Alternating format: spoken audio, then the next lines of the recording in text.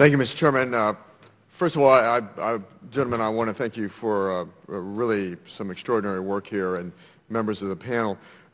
In particular, I think reforming the personnel system, I think, is absolutely important in extending the career out to 40 years, as you mentioned, and allowing people to spend more time in specific billets, more time and grade. It may result in an operating savings as well. But one question I have is that I was in the Army before the Marine Corps, and I was in the Army at the time where they had conscription, and in my view, it didn't work.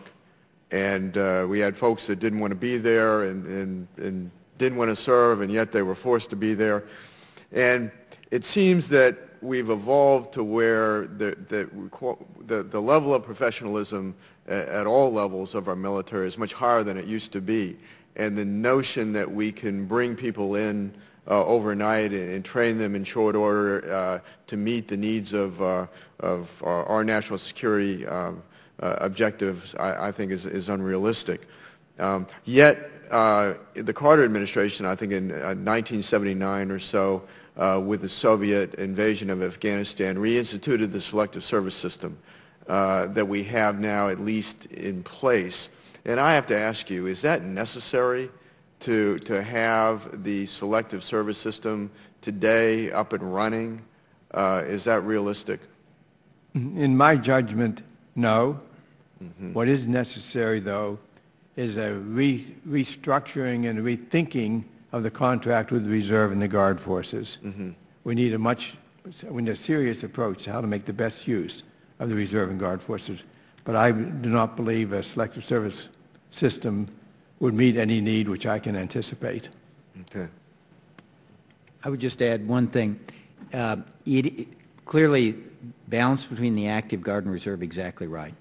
The question we asked ourselves is, are there some capabilities that are in the civilian sector that in a time of crisis the United States would want to be able to call on? For example, in terms of cyber, we thought about a model that you'd have some capability in the active force, some capability in Guard and Reserve, and maybe in a place like Silicon Valley you would try to have some kind of contract, if you will, that could bring people to the fore in the event of a national crisis. On the civilian side, clearly, policemen and other people in law enforcement could and were called upon to have a role in places like Afghanistan. So we've talked about a civilian response corps, people who would be contracted with in the private sector that in a time of national emergency where we needed skills could come forward, have some training, and deploy overseas in support of our military. So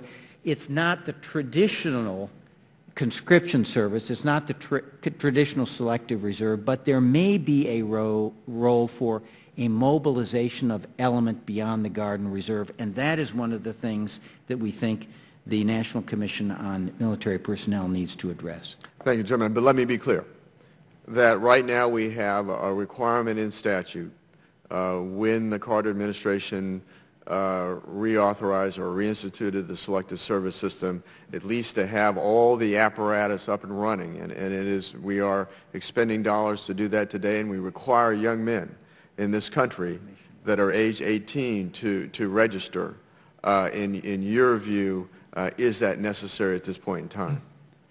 My personal view is no. The question is complicated enough that I think that this issue which the Commission, which we talked about, a specific issue that should be put forward on the plate of this Commission on Military Personnel. Well, thank you, Mr. Chairman. I yield back.